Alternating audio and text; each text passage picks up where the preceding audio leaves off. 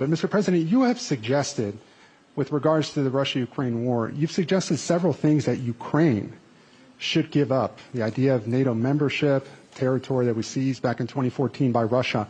What should Russia give up?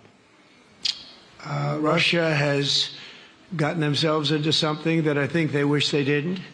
If I were president, it would not have happened. Absolutely would not have happened. And it didn't happen for 4 years.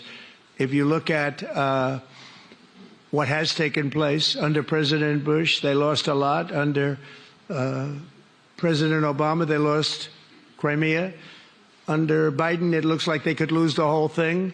Under Trump, they lost nothing. Ukraine lost nothing. They didn't give up anything. And you take a look at the other 3 presidents surrounding me, they gave up a lot. I think that when you look at Ukraine and when you look at the mess that they're in, it's got to be ended and it's got to be stopped. Now, Russia's taken over a pretty big chunk of territory, and they also have said from day one, long before President Putin, they've said they cannot have Ukraine be in NATO. They said that very strongly. I actually think that that was the thing that caused the start of the war. And Biden said it, and Zelensky said it, and I think that was one of the reasons, one of the starts of the war. But from long before Putin, they said you cannot have Ukraine going in any way into NATO.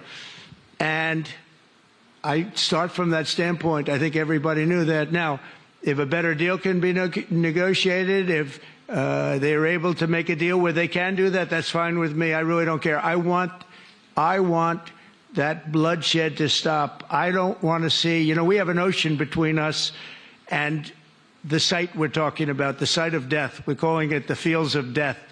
We have a big ocean in between us. This is more important for Europe. We shouldn't be in. They have to equalize, and they're going to have to do it fast, but they have to equalize. But as far as the negotiation, it's too early to say what's going to happen. Maybe Russia will give up a lot. Maybe they won't. And it's all dependent on what is going to happen. The negotiation really hasn't started.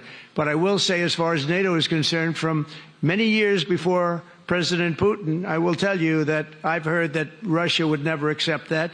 And I think Ukraine knew that, because Ukraine wasn't in and never requested to be in until more recently. So that's the way it is, and I think that's the way it's going to have to be.